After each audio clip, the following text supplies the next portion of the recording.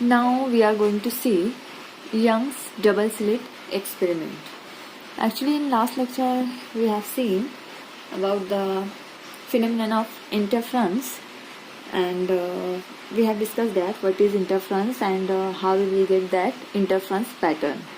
Okay, so for interference, basically there will be superposition of waves, and for the superposition of waves we require two sources of light. ठीक है, हम लोगों को पता है कि इंटरफ्रेंस लाइट का कब होता है, जब हमारे पास दो सोर्सेस होते हैं और दोनों सोर्सेस से लाइट इमिट होती है, उस टाइम पे हम लोगों को इंटरफ्रेंस पैटर्न मिलता है.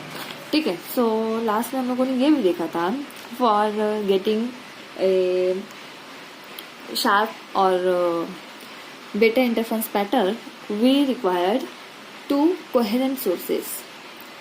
We need two coherent sources. And what is coherent source? So basically this coherent source is the source having same frequencies or the light having same phase difference, or we can say the light in phase with each other. ठीक है, तो ऐसे दो sources हमारे पास होना चाहिए जिनकी की फ्रीक्वेंसी सेम हो और उनका फेज डिफरेंस सेम हो, कांस्टेंट हो. अगर ऐसे हमारे पास सोर्सेस हैं then they are called as coherent sources. और ऐसे सोर्सेस हम लोग को जो इंटरफ्रेंस पैटर्न मिलेगा that will be very sharp, और we can say that neat and clean interference pattern हम लोग को ऑब्जर्व होगा. ठीक है, सो देखो अगर हम लोग दो सोर्सेस की बात कर रहे हैं और अगर हम लोग यहाँ पे सपोज दो सोर्सेस हम लोग के पास S1 and S2, and if these two sources are primary sources. ठीक है, अगर हम लोग दो इस तरीके से प्राइमरी सोर्स कंसिडर कर रहे हैं, दो सेपरेट सोर्स कंसिडर कर रहे हैं, और इसके हेल्प से जो इस तरीके से हम लोगों को इंटरफ्रेंस पैटर्न मिलेगा, पैटर्न तो मिलेगा बट हो सकता है कि इस केस में ये जो वेव्स हैं they are not having same phase difference. ठीक है, जरूरी नहीं है कि ऐसे सोर्सेस जो उनका जो फेज डिफरेंस है वो सेम हो, वो कांस्टेंट हो, ऐसा जरूरी नहीं है. और अगर यहाँ पे फेज डिफरेंस सेम नहीं होगा, इसका मतलब हम लोग को जो इंटरफ्रेंस यहाँ पे मिलेगा, जो पैटर्न मिलेगा दैट विल बी ब्लर्ड. ठीक है, मतलब शार्प और नीट एंड क्लीन नहीं मिल पाएगा, बल्कि ब्लर्ड यहाँ पे रहेगा, हम लोग क्लियरली इसको सी नहीं कर सकते. सो ऐसे केस में हम लोग क्या करेंगे, एक हम लोग प्राइमरी सोर्स एक कंसिडर करेंगे, सोर्स एस, एंड यहाँ से दो सेकेंडरी सोर्स हम लोग ऑब्टेन करेंगे with the help of some slit, making some slit in front of it. ठीक है, मतलब यहाँ पे अगर सपोज इस तरीके से हम लोगों ने यहाँ पे एक वॉल बना ली है, और इस वॉल में अगर हम लोग यहाँ पे टू होल्स कर लेते हैं, मतलब यहाँ पे दो स्लिट्स बना लेते हैं. ठीक है, तो अब इस स्लिट में से ये जो लाइट इस तरीके से पास होगी इस स्लिट के थ्रू, और यहाँ से जो हम लोगों को लाइट मिलेगी, बेसिकली ये क्या बन गया हमारा secondary source of light. S1 और S2 हम लोग इसको अगर बोलते हैं, सो it is secondary source of light. ठीक है, तो बेसिकली हम लोगों ने क्या किया, हमारा सोर्स एक ही है. ठीक है, सेम सोर्सेस से दो हम लोगों ने सेकेंडरी सोर्सेस बनाए. सो ऑब्वियसली ये दोनों जो सोर्सेस रहेंगे they must have same frequency because they are originating from the same source. ठीक है, इनकी फ्रीक्वेंसी सेम होगी and they are in phase, और we can say that they are having same phase difference. ठीक है, तो हम लोग अगर इस तरीके का सोर्स यूज करते हैं, सो इस सोर्स से हम लोगों को मिलेगा नीट एंड क्लीन, और we can say well defined interference pattern. ठीक है, तो कुछ यही कंसेप्ट हम लोग यहाँ पर आज देखने वाले हैं, that is called as Young's double slit experiment. ठीक है, सो ये जो एक्चुअली पूरा हम लोग यहाँ पे इंटरफ्रेंस पैटर्न देख रहे हैं that is discovered by the physicist Young's.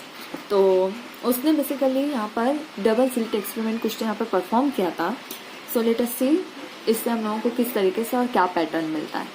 ठीक है, so this is the experimental setup of Young's double slit experiment. ठीक है, so consider in this experiment a plane wavefront is fall on an opaque screen AB. ठीक है, हमारे पास यहाँ पे एक स्क्रीन है AB स्क्रीन. ठीक है, इसके ऊपर देखो ये प्लेन वेवफ्रंट हम लोग यहाँ पे इंसिडेंट कर रहे हैं. ठीक है, this plane wavefront is going to incident on this screen AB having two slit holes. ठीक है, यहाँ पे देखो दो हमारे पास होल्स है, इस होल में से ये लाइट पास होगी. बेसिकली हमारे पास ये क्या बन जाएगा, two light sources as S1 and S2. ठीक है। सो अब ये जो प्लेन वेव फ्रंट है ये हम लोगों को कहाँ से मिलेगी? ये जो प्लेन वेव फ्रंट जो हम लोग यहाँ पे स्लिट सोर्सेज पर डाल रहे, इंसिडेंट कर रहे हैं, ये प्लेन जो वेव फ्रंट है ये कहाँ से मिलेगी हम लोगों को? So we will obtain this plane wave front by two methods, either by putting this source at infinity, ठीक है, by placing this source at infinity, और अगर infinity पर हम लोग सोर्स को रख रहे हैं तो हम लोगों को ये पैरेलल लाइंस मिलते हैं, पैरेलल रे ऑफ लाइट मिलेगा, मतलब हम लोगों को प्लेन वेव फ्रंट मिलता है। तो एक तो हम लोग ये कर सकते हैं कि सोर्स को हम लोग इन्फिनिटी पर रखते हैं, एंड सेकेंडली अगर हम लोग इसको इन्फिनिटी पर नहीं रख रहे हैं सो हम लोग ये कर सकते हैं by putting a convex lens in front of the source. ठीक है, अगर हम लोग सोर्स के सामने उसके फ्रंट पर एक कॉन्वेक्स लेंस रख दे रहे हैं, ठीक है, then due to this convex lens this light rays are becoming parallel to each other.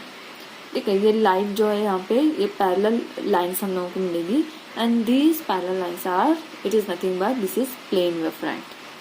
ठीक है, तो अगर हम लोग इस सोर्स के सामने एक कॉन्वेक्स लेंस रख दिए और उसके बाद फिर हम लोगों ने यहाँ पर अगर एक स्क्रीन रखी है having two slit holes S1 and S2, तो इस केस में अब हम लोगों को क्या मिलेगा? ये जो प्लेन वेव फ्रंट है, ठीक है, ये हम लोगों की आएगी इस होल्स के थ्रू पास होगी। सो बेसिकली अब हमारा सोर्स क्या है? S1 and S2। ठीक है, हमारा सोर्स अब क्या बन चुका है? S1 और S2, और जब इनकी जो लाइट वेव्स है एक दूसरे से सुपर इम्पोज होगी then we will get the interference pattern here। ठीक है, तो बेसिकली हम लोगों ने क्या किया? एक सोर्सेस से दो सेकेंडरी सोर्सेस यहाँ पे हम लोगों ने बनाए गए। ऐसा क्यों किया? Because these two sources are having same frequency and if sources S1 and S2 are equidistant from the S, ठीक है, अगर सोर्सेस S1 और S2 इनका डिस्टेंस S से इक्वल डिस्टेंस पर हैं then they are in phase. ठीक है, ये दोनों इन फेज रहेंगे, इनका फेज डिफरेंस सेम होगा। कब? जब ये हमारे सोर्स से इक्वी डिस्टेंस हो गया, और हम लोगों ने यहाँ पे ऐसा ही कंसिडर किया है S1 and S2 are at the equidistance from the source S। ठीक है, that means they are in phase here. So in phase है, मतलब हम लोगों को यहाँ पर वेल डिफाइंड इंटरफेरेंस पैटर्न मिल सकता है, and this is called as Young's double slit experiment. ठीक है, ये उसका पूरा सेटअप है। Now see what happens in this experiment. ठीक है, so as here we have two secondary sources S1 and S2। ठीक है, and light is originating from these two sources. So see, जैसे हम लोग यहाँ पे कंसिडर करें जो सॉलिड लाइन्स मैंने बनाई हुई है, दीज आर क्रेस्ट, एंड ये जो डॉटेड या डैश लाइन है ये है हमारा ट्रफ। ठीक है, तो सोर्स S1 के लिए मैंने यहाँ पे बनाया हुआ है alternate crest trough, crest trough, crest trough, crest trough, इस तरीके से हम लोगों ने अल्टरनेट पूरी सेटिंग की हुई है। And same source secondary source S2, यहाँ से भी ये जो लाइट ओरिजिनेट हो रही है उसे हम लोगों ने क्रेस्ट को शो किया है सॉलिड लाइन से, और ये डैश लाइन से trough, crest trough, crest trough, alternate इस तरीके से पूरा हम लोगों ने शो किया हुआ है। एंड यहाँ स्क्रीन AB, इसके सामने हम लोगों ने एक स्क्रीन रखा हुआ है, स्क्रीन PQ। इस PQ स्क्रीन पर हम लोगों को जो भी इंटरफ्रेंस पैटर्न रहेगा वो इस स्क्रीन पर हम लोगों को दिखाई देगा, यहाँ पर हम लोगों को मिलेगा। We will get an interference pattern on this screen, screen PQ। ठीक है, मतलब जो भी यहाँ का आउटपुट रहेगा वो हम लोगों को कहाँ पर दिखाई देगा? On this screen, on this wall PQ। सो हम लोगों ने इसको हमारे जो पूरा सेटअप है उसके फ्रंट पे रखा हुआ है, उसके सामने रखा हुआ है। नाउ सी, इससे पहले भी हम लोग इस चीज को डिस्कस कर चुके हैं कि किस तरीके से इंटरफ्रेंस पैटर्न मिलता है या बनता है। फिर से इसको देख रहे हैं। Now if this crest is overlapping on the crest of another source. ठीक है, मतलब यहाँ से ये जो वेव ओरिजिनेट हो रही है और S2 से जो वेव ओरिजिनेट हो रही है, अगर दोनों का सुपर पोजिशन कुछ इस तरीके से होता है कि trough is overlapping on trough और crest is overlapping on crest, then the particle will vibrate with maximum amplitude। ठीक है, और ये सारी चीजें हम लोग कल डिस्कस कर चुके हैं कि अगर क्रेस्ट एंड क्रेस्ट ये ओवरलैप होगा और ट्रफ एंड ट्रफ ओवरलैपिंग इस तरीके से होगी, then we will get the maximum amplitude. ठीक है, तो यहाँ पे देखो जितना भी हम लोगों का क्रेस्ट ऑन क्रेस्ट है और ट्रफ ऑन ट्रफ है, मैंने इसको ब्लू इंक से यहाँ पे शो किया हुआ है। See this crest on crest, this is trough on trough, crest on crest, trough on trough, alternate हम लोगों को ये पैटर्न मिल रहा है। So that is I am representing with blue ink. Same here, ठीक है, यहाँ पे भी देखो blue trough on trough, crest on crest, trough on trough, crest on crest, trough on trough, इस तरीके से देखो पूरा हम लोग को ये पैटर्न मिल रहा है। ठीक है, मतलब मैंने यहाँ पे एक रेडियल लाइन इस तरीके से ड्रॉ कर ली है। ये वाली जो हम लोगों की पूरी कैसी है, crest on crest and trough and trough, crest on crest, trough and trough. इसका मतलब है यहाँ पर जो हम लोगों को पैटर्न मिलेगा ये कैसा रहेगा, ऑफ मैक्सिमम एम्पलीट्यूड। ठीक है, इस पूरी लाइन पर जितने भी पार्टिकल होंगे उन पार्टिकल्स का वाइब्रेशन ऐसा होगा विथ मैक्सिमम एम्पलीट्यूड। ठीक है, सो ये मैक्सिमम एम्पलीट्यूड वाले ये पूरे पॉइंट्स। सेम यहाँ पर भी ये देखो, ये trough and trough, crest on crest, trough and trough, crest on crest. So ये वाला भी जो पूरा पैटर्न हम लोगों को मिल रहा है, this is of maximum amplitude. ठीक है, यहाँ के जो पार्टिकल्स होंगे वो मैक्सिमम एम्पलीट्यूड से वाइब्रेट कर रहे हैं। And similar here, see here, यहाँ पर भी वही केस है, trough and trough, crest on crest, trough and trough, crest on crest. So ये पूरी जो रेडियल लाइन है इस पर जितने भी पॉइंट्स आ रहे हैं they will vibrate with maximum amplitude. ठीक है, now see what happen here, if crest is overlapping with trough. ठीक है, मतलब क्रेस्ट ट्रफ के ऊपर आ रहा है या ट्रफ क्रेस्ट के ऊपर ओवरलैप कर रहा है, उस केस में हम लोगों का जो एम्पलीट्यूड होगा दैट विल बी मिनिमम। ठीक है, क्योंकि ये चीज भी हम लोग कल डिस्कस कर चुके हैं कि अगर क्रेस्ट एंड ट्रफ ओवरलैप करेंगे तो उस टाइम पर हमारा जो एम्पलीट्यूड होता है दैट विल बी मिनिमम, और हम लोग कह सकते हैं कि वो 0 होता है। सो यहाँ पर ये देखो, ये मैंने यहाँ पे ब्लैक इंक से इसको दिखाया हुआ है, और ये जितने भी पॉइंट्स हैं they are having minimum amplitude. Similarly, see this point. All the points along this radial line will vibrate with minimum amplitude. ठीक है, यहाँ पर all the points along this radial line will vibrate with minimum amplitude. Okay, so here see on this screen. ठीक है, ये जो central point हम लोगों को मिला है this is of maximum amplitude. ठीक है, ये जो सेंट्रल बैंड हम लोगों को मिलेगा this will having maximum amplitude, then minimum, again maximum, next will be minimum, then maximum, minimum. अगर नीचे की साइड पे आप देखो then here we will get minimum amplitude, again maximum, then minimum, again maximum. That means here we are getting a pattern of maximum and minimum amplitudes. ठीक है, यहाँ पे देखो हम लोग एक अल्टरनेट पैटर्न मिल रहा है हम लोगों को मैक्सिमम और मिनिमम एम्पलीट्यूड्स का। नाउ सी, इफ एम्पलीट्यूड की अगर हम लोग बात कर रहे हैं कि वो मैक्सिमम है और मिनिमम है, what will be the intensity of the light.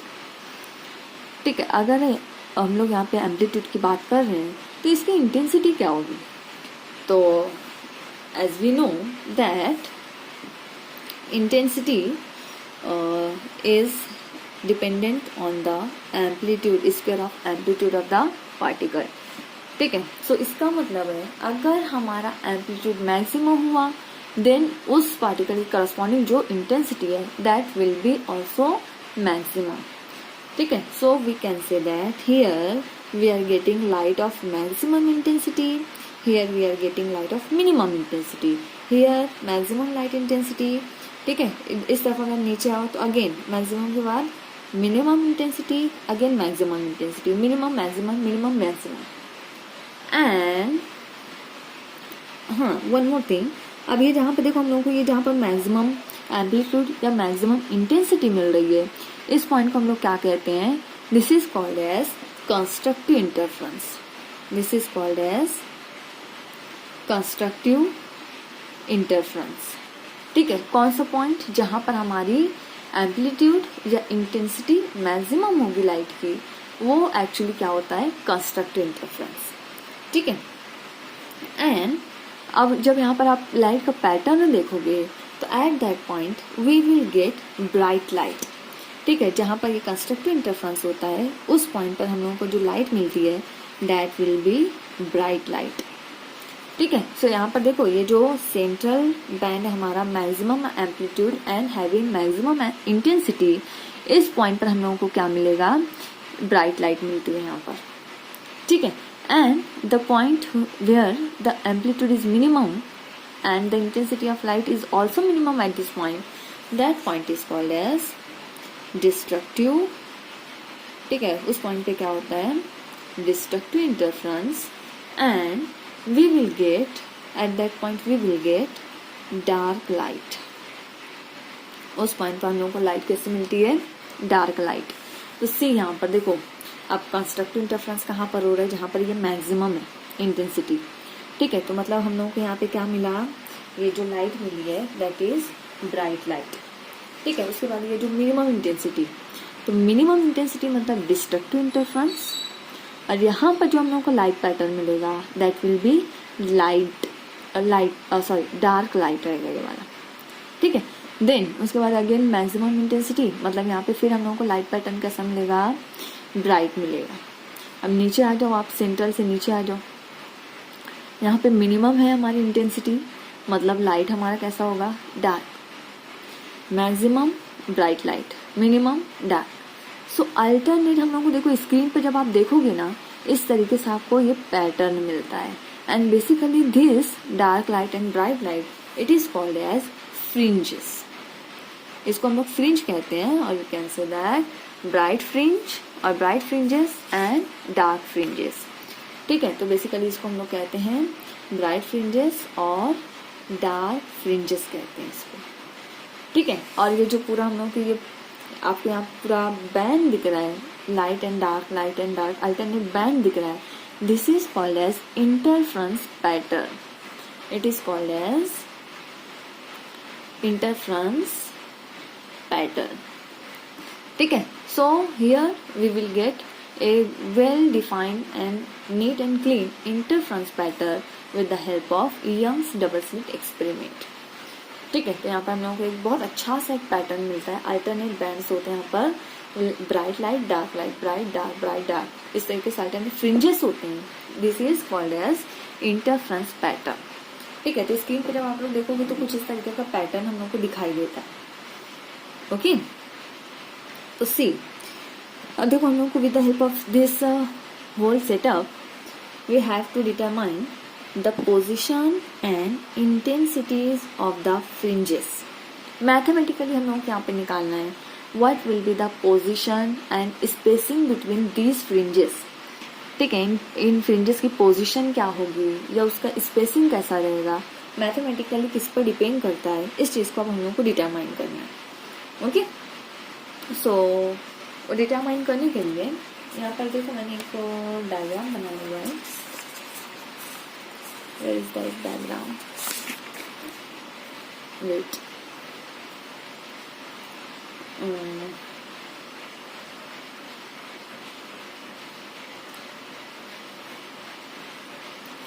So here, see here, हम लोगों को जैसा पोजीशन निकालना है उसकी और स्पेसिंग वगैरह फाइंड आउट करनी है फ्रिंजेस की, तो उसके लिए इसी सेटअप को देखो मैंने यहाँ पर ड्रॉ कर लिया।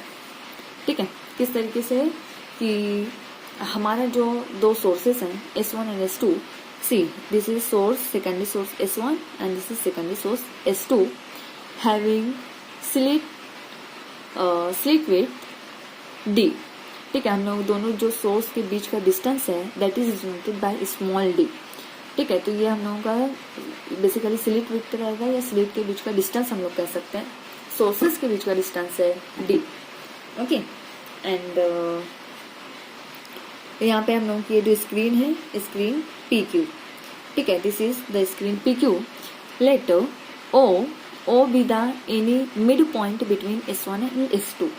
ये जो हमारे दो सोर्सेस हैं S1 एंड S2, उसके बीच का कोई सेंट्रल पॉइंट हम लोग ले लिए हैं that is called as O। ठीक है, now see on this screen, ये जो स्क्रीन है यहाँ पर उसके ऊपर हम लोग को पैटर्न इसी स्क्रीन पे मिलेगा। So on this screen consider this construction रहेगा हमारे यहाँ पे।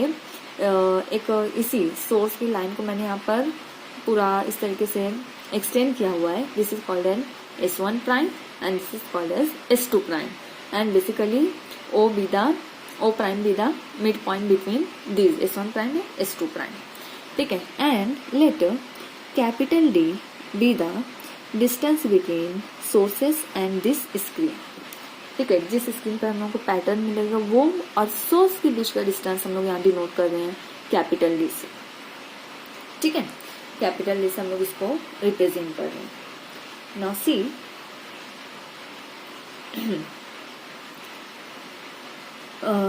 consider this point O prime is at equidistance from S1 and S2. ये जो हम लोगों का सेंट्रल पॉइंट है O प्राइम, उससे S1 और S2 का डिस्टेंस इक्वल है. ठीक है. और जो पहला हम लोगों को ब्राइट पॉइंट मिल रहा है वो O प्राइम पर ही मिल रहा है, सेंट्रल पॉइंट. ठीक है. मतलब वो सेंट्रल पॉइंट हम लोगों को कब मिल रहा है, जब S1 और S2 से हमारा डिस्टेंस कैसा है, इक्वल है. उस टाइम पे हम लोगों को कंस्ट्रक्टिव इंटरफ्रेंस मिलेगा. क्यों? क्योंकि फेज डिफरेंस हमारा 0 होगा. ठीक है. वेव्स इन फेज जाएगी, उस टाइम पे हम लोगों को यहाँ पर कंस्ट्रक्टिव इंटरफ्रेंस मिलता है and as a result of that constructive interference we will get bright light here. ठीक है. लाइट भी हम लोगों को कैसा मिलेगा, ब्राइट मिलेगा. देखो यहाँ पर भी हम लोगों ने देखा था ना, सेंट्रल जो मैक्सिमम है वहाँ पे लाइट हमारी कैसी है, ब्राइट लाइट है. ठीक है. This is bright light. तो वही चीज हम लोग इस डायग्राम में बोल रहे हैं कि ये जो O प्राइम है इसका डिस्टेंस S1 और S2 से इक्वल है, इक्वल डिस्टेंस है. That means they have to travel equal distance. That means these two waves are reaching in phase. And if these two waves are in phase with each other, then we will get here constructive interference. और जो light हमारा जो pattern रहेगा that will be bright light. ठीक है.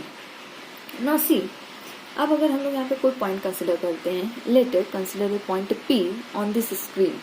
ठीक है. Central जो ब्राइट रहेगा उससे थोड़ा सा ऊपर मैं यहाँ पे कोई पॉइंट कंसिडर कर रही हूँ, point P on this screen. Now what will be the distance of this point P from the sources S1 and S2? Obviously इस पॉइंट P से S1 और S2 का डिस्टेंस अब इक्वल नहीं होगा. ठीक है. मतलब इसका डिस्टेंस देखो ये फॉरन से कवर कर लेगा, जबकि इसको थोड़ा सा और ज़्यादा डिस्टेंस कवर करना पड़ेगा. इसका मतलब है S1 और S2 P से इक्वल डिस्टेंस पे नहीं है. That means they are having some phase difference. ठीक है. फेज डिफरेंस हो भी सकता है. सो अगर हम इन दोनों का S1P और S2P, ठीक है, जो पाथ है इसका अगर हम लोग पाथ डिफरेंस निकाल लेते हैं कि दोनों के बीच का ये जो पाथ लेंथ है या पाथ डिफरेंस है ये कितना आ रहा है, अगर हम लोग ये कैलकुलेट कर ले रहे हैं, ठीक है, तो हम लोग बता सकते हैं कि हमारा ये जो पॉइंट P रहेगा वो ब्राइट होगा या डार्क होगा.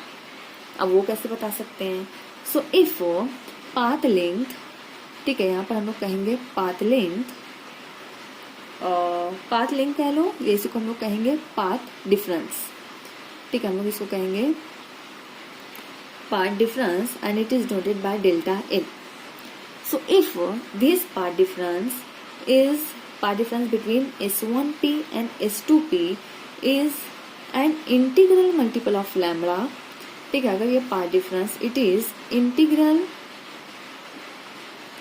multiple of lambda, that means wavelength, then there will be constructive interference producing bright light on the screen. ठीक है. अगर ये S1P और S2P इनके बीच का जो पाथ डिफरेंस है, if that path difference is integral multiple of lambda, that is wavelength, then we will get here bright light. P की जगह हम लोगों को मिलेगा bright light. That means constructive interference यहाँ पे होगा. There will be constructive interference. Now if the path difference between S1P and S2P is, ठीक है, अगर हम इसको कंसिडर कर रहे हैं, is half integral multiple of lambda. ठीक है. Half integral multiple of lambda अगर रहेगा, then at that time we will get destructive interference at the point P and we will get dark light at this point. ठीक है. सो अब यहाँ पे condition है कि अगर हम लोगों का पाथ डिफरेंस जो है वो इंटीग्रल मल्टीपल आया, इंटीग्रल मल्टीपल ऑफ लैम्डा रहा, देन इस टाइम पर हम लोग को ब्राइट लाइट मिलेगा। एंड अगर हाफ इंटीग्रल मल्टीपल हुआ तो हम लोगों को यहाँ पर डार्क लाइट मिलेगा। ठीक है, बट अब उसके लिए हम लोगों को क्या निकालना है, पाथ लेंथ निकालना पड़ेगा, पाथ डिफरेंस निकाल कर देखना पड़ेगा कि कितना आता है। सो हम लोग अब यहाँ से इस फिगर से, इस ज्योमेट्री से पाथ डिफरेंस कैलकुलेट करने वाले हैं। ठीक है, so see what will be the path difference. So from this geometry, ठीक है, इस ज्योमेट्री से देखो हम लोग यहाँ पे देखते हैं हाँ, पॉइंट P और ये जो हमारा मिड पॉइंट है O प्राइम, इसके बीच का डिस्टेंस हम लोग यहाँ पे कहते हैं this distance is equal to y, say this distance is equal to y। ठीक है, सो अब देखो ये टोटल डिस्टेंस अगर हम लोग देख लेते हैं S1 और S2 के बीच का डिस्टेंस कितना है d, and if this O be the mid point between this two, that means S1 और O के बीच का इतना डिस्टेंस कितना आएगा, distance between S1 and O, obviously this will be the d/2। ठीक है, d का हाफ हो जाएगा ना इतना डिस्टेंस, तो ये इतना डिस्टेंस हम लोगों का कितना आएगा, d/2। Similarly distance between O and S2, S2 and O के बीच का ये इतना जो डिस्टेंस होगा, ये इतना भी कितना रहेगा, this is also equal to d/2। ठीक है, और सेम तो हम लोगों को इस साइड भी हो रहा है ना, सो इसका मतलब है ये इतना हम लोगों का यहाँ से इतना डिस्टेंस, ये इतना कितना रहेगा, this is also equal to d/2 and this is also equal to d/2। ठीक है, तो ध्यान में रखना है डिस्टेंस कितना है, d/2 and this is d/2। सो जैसा भी अब हम लोगों को नीड रहेगी, रिक्वायरमेंट रहेगी, उसके हिसाब से हम लोग यहाँ से यूज कर लेंगे ना। सी अब हम लोगों को यहाँ से निकालना है path difference. So from the geometry here we will see two right angle triangles. यहाँ से हम लोगों को दो राइट एंगल ट्रायंगल्स दिखेंगे, वन S1 प्राइम P। ठीक है, पहला ट्रायंगल हम लोगों को क्या दिखाई देगा, first right angle triangle is S1 prime P। देखो ये S1 prime P and second triangle is S2 prime P। सो हम लोगों को ये दो ट्रायंगल्स यहाँ पर दिख रहे हैं। ठीक है, S1 प्राइम P, दूसरा है S2 प्राइम P। ठीक है, ये दोनों ट्रायंगल्स। नाउ इन दोनों ट्रायंगल्स में राइट एंगल ट्रायंगल्स है। ठीक है, पैथागोरस यूज करके हम लोग यहाँ पे पाथ डिफरेंस निकालेंगे। सो बेसिकली पाथ डिफरेंस निकालने के लिए in the right angle triangle we can do that SP2P square minus S1P square. Path difference हम लोगों को निकालना है ना, तो ज़्यादा जो पाथ रहेगा वो किसका रहेगा, S2P का रहेगा, तो S2P minus S1P as the triangle is right angle. So Pythagoras से हम लोग यहाँ से निकाल सकते हैं। सो मैंने क्या किया, दोनों हाइपो का स्क्वायर का माइनस लिया है, दिस इज इक्वल टू। ठीक है, वो ज्योमेट्री को देखते हुए हम लोग यहाँ पे लिखेंगे this is equal to, okay, ये क्या रहेगा, इस side this side d square, this is equal to d square plus. ठीक है, हाँ, अब यहाँ पे देखो डिस्टेंस हम लोगों को कौन सा लेना है, अभी ये वाले ट्रायंगल में हम लोग S2 प्राइम P, तो इसके अंदर हम लोगों को S2 से P तक का डिस्टेंस लेना है। सी ये O प्राइम से P तक का डिस्टेंस y है, उसमें आपको ऐड करना है d/2, तो टोटल डिस्टेंस हम लोगों का कितना हो जाएगा, y प्लस d/2 ब्रैकेट का square and then this bracket. ठीक है, माइनस, ये माइनस हो रहा है हम लोग, इसलिए माइनस इस वाले ट्रायंगल से निकालते हैं अब हम लोग। सो S1 ये डिस्टेंस हम लोगों का कितना है, d।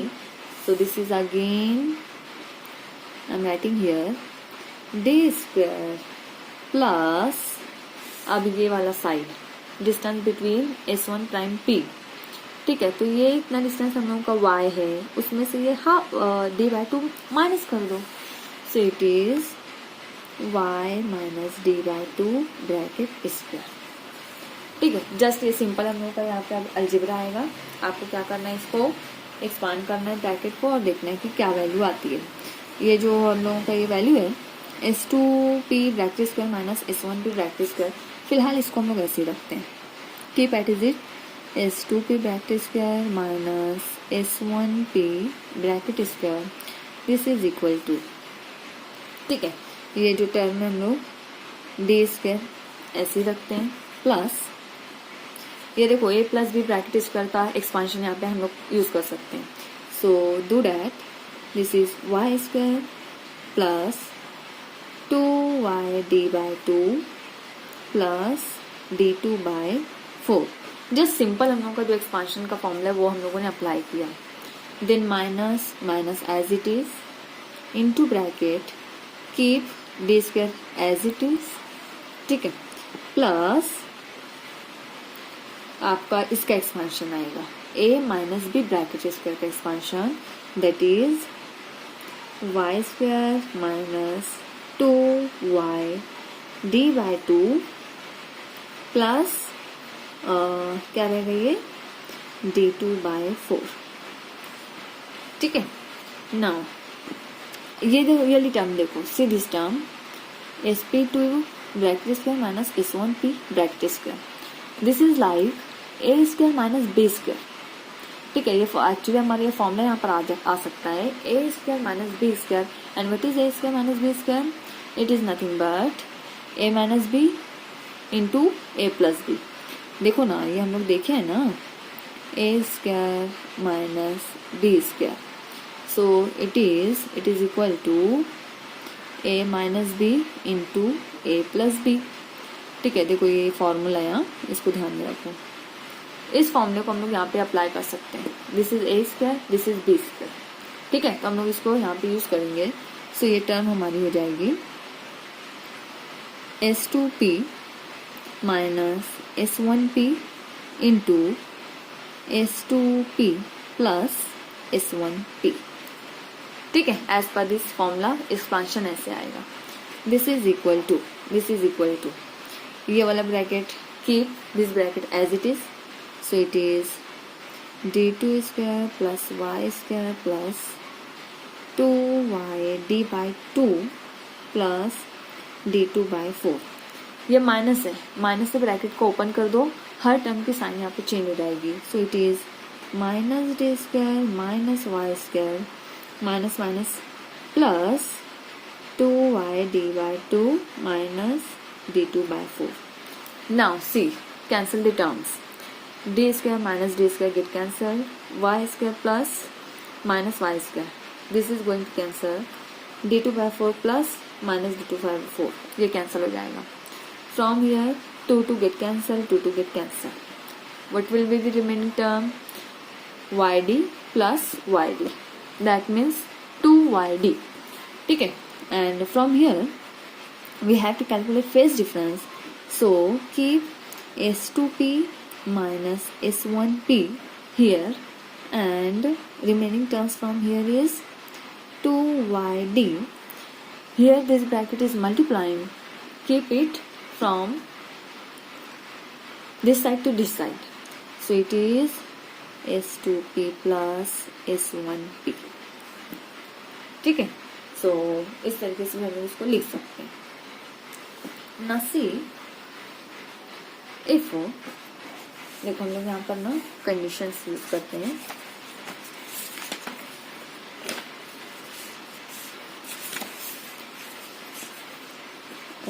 Here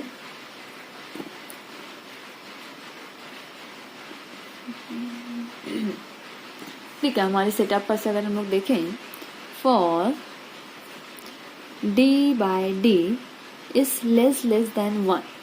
ठीक है. तो अब देखो ये हमारा d क्या है, distance between the sources, and capital D distance between screen and source. ठीक है. तो ये जो यंग डबल स्लिट एक्सपेरिमेंट है उसके अंदर ये जो D है ये यूजुअली होता है इन बिटवीन 2 to 4 mm, और जो कैपिटल D रखा जाता है that is distance between source and screen that will be nearly equal to 1 metre. ठीक है. तो ऑब्वियसली जब आप इसका रेशो लोगे that will very less than 1. ठीक है. और अगर हम लोग इस तरीके से कंसिडर कर रहे हैं, ये सिचुएशन कंसिडर कर रहे हैं, then at that time we can write S2P plus S1P is nearly equal to 2D. ठीक है. हम लोगों को इस डिस्टेंस का डबल हो जाएगा ये S1P प्लस S2P. सो इसको हम लोग इस इक्वेशन में पुट करते हैं एंड देखते हैं what will be the our final answer. So see, this path difference, that is S2p minus S1p, this is denoted by delta L. ऊपर मैंने आप लोगों को बताया था it is represented as delta L.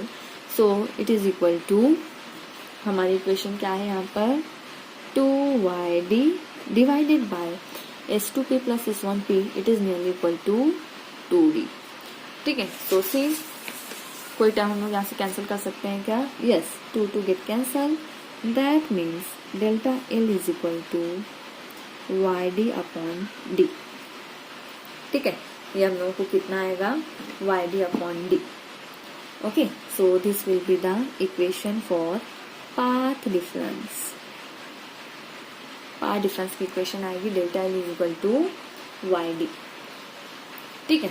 Now see, for constructive interference, अगर हम लोगों का इंटरफ्रेंस कंस्ट्रक्टिव हो रहा है उस टाइम पे, so for constructive interference pattern, ठीक है, this path difference delta L that is equal to Y D by D.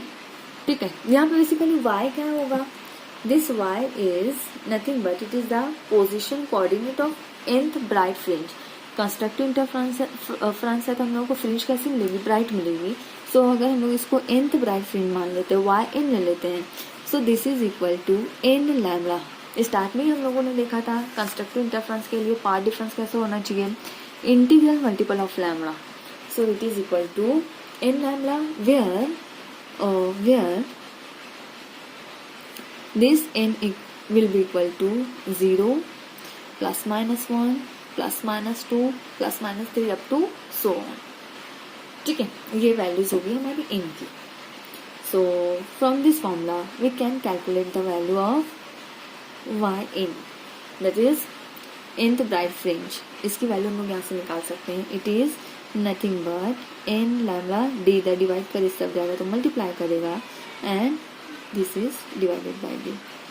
This is will be the equation for calculating nth bright fringe. ठीक है, constructive के case में इस लोग हम लोग ब्राइट फ्रिंज मिलेगी.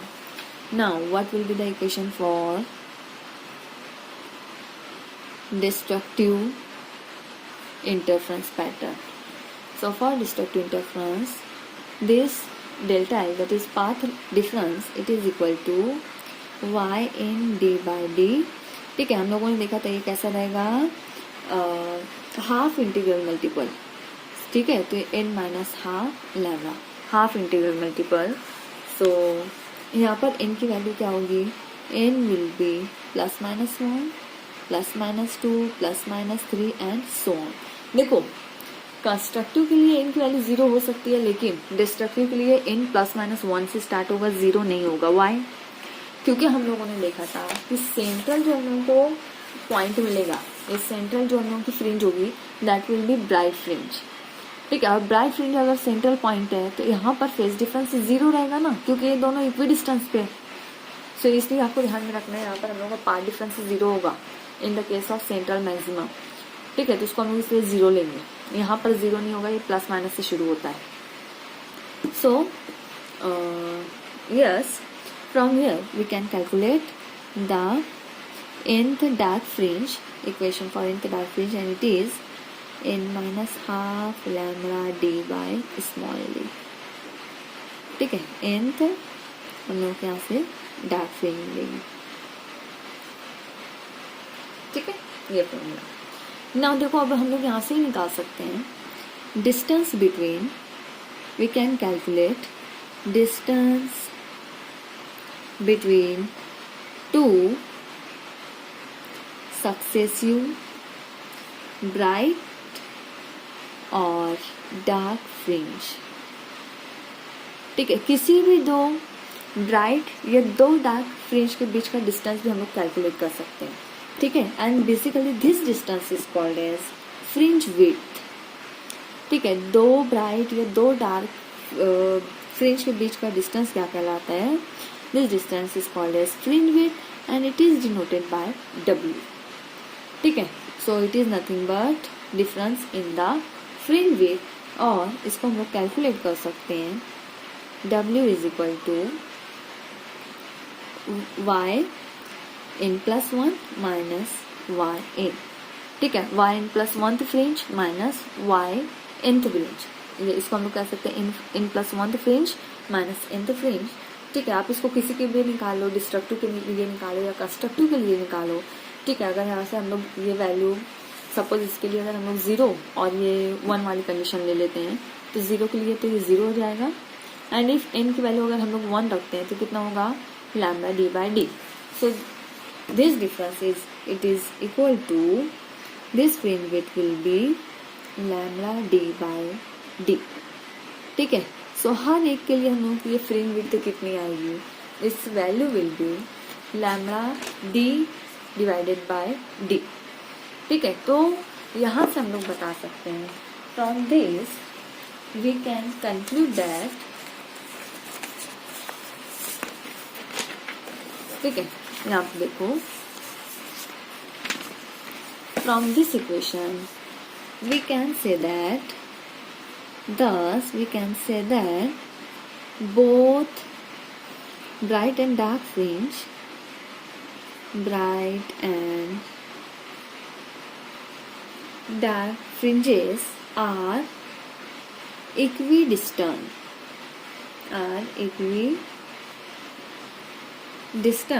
and have equal width, ठीक है। इस इक्वेशन से हम लोग बता सकते हैं कि दोनों भी ब्राइट एंड डार्क फ्रिंजेस कैसे हैं, इक्वली स्पेस्ड है, इक्वी डिस्टेंस है एंड है इक्वल वेट।